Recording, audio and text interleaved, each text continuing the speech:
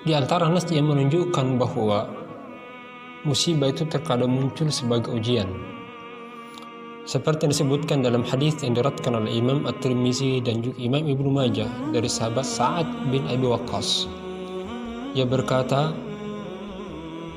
aku bertanya, ya Rasulullah SAW, siapakah yang paling berat ujiannya? Rasulullah menjawab, para nabi, kemudian orang-orang terbaik, dan begitu selanjutnya. Seseorang diuji sesuai dengan kadar agamanya. Jika dia kokoh dalam agamanya, maka ujiannya berat. Jika dia lemah dalam agamanya, maka ujiannya sesuai dengan kadar agamanya tersebut.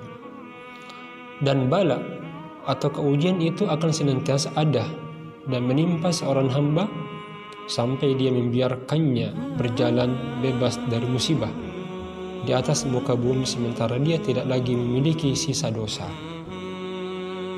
Mula Al-Qari ketika mengomentari hadis ini menyatakan, para nabi yakni mereka yang paling berat ujiannya, kemudian orang-orang terbaik, dan begitu selanjutnya.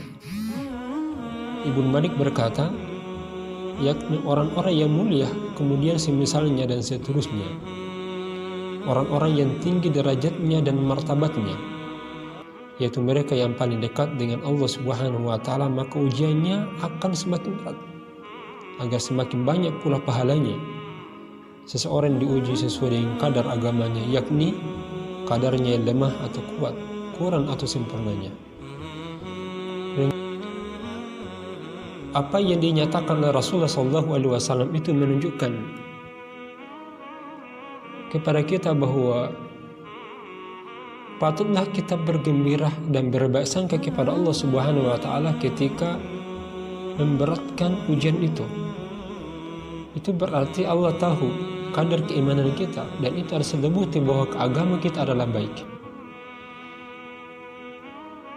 Allah ingin menunjukkan kepada kita bahwa Anda ini adalah termasuk orang yang kuat keimanannya sehingga diberikan ujian yang lebih berat. Karena semakin berat ujian seseorang yang Allah berikan kepadanya, itu berarti menunjukkan kekuatan iman yang ada dalam dirinya itu. Sehingga seseorang semakin tinggi tingkat kesalehannya di sisi Allah Subhanahu wa Ta'ala, maka semakin banyak ujiannya yang Allah berikan kepadanya. Karena dengan ujian inilah manusia itu akan mengangkat derajatnya, akan memperoleh pahala-pahala yang tidak akan diperoleh kepada mereka yang tidak diuji oleh Allah Subhanahu wa Ta'ala. Oleh karena itu, seperti yang disebutkan bahwa manusia ini diiringi dengan berbagai masalah dan musibah. Janganlah kita berputus harapan dari berbagai musibah dan berbagai kekurangan yang dimiliki oleh manusia, oleh kita itu. Tantangan hidup melelahkan, membuat kita capek, bahkan ada yang menyatakan, sungguh saya tidak mampu lagi memikul beban yang berat ini.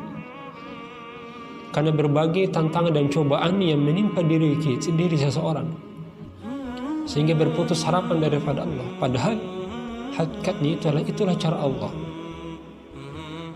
agar kita termasuk orang-orang yang mendapatkan pahala daripada ujian dan cobaan tadi. Dan itu suatu indikator baik yang Allah tunjukkan kepada kita bahwa kita adalah orang-orang yang didekatkan dirinya, orang-orang yang didekatkan kepadanya. Karena semakin rendah tingkat keimanan seorang, maka tentu ujian yang Allah berikan kepadanya juga demikian halnya. Maka ringkasnya bahwa saat kita mendapatkan kekurangan, ya, mungkin musibah ataukah penderitaan, yakinlah bahwa itu cara Allah Subhanahu wa Ta'ala untuk mengangkat derajat kita, untuk memberikan pahala-pahala daripada kesabaran yang tidak diperoleh orang-orang yang tidak diberikan ujian darinya. Karena tentu penghargaan, karena tentu nilai akan diberikan kepada mereka yang diberikan ujian. Sebagaimana kita yakini bahwa nilai atau penghargaan itu tidak didapati bagi mereka yang tidak diberikan ujian olehnya. Karena nilai itu diperoleh saat kita mampu, saat kita melewati ujian itu. Sedangkan orang yang tidak hadir, orang yang tidak mengikuti ujian, maka tentu tidak akan mendapatkan penghargaan dari Allah Subhanahu wa Ta'ala. Subhanallah.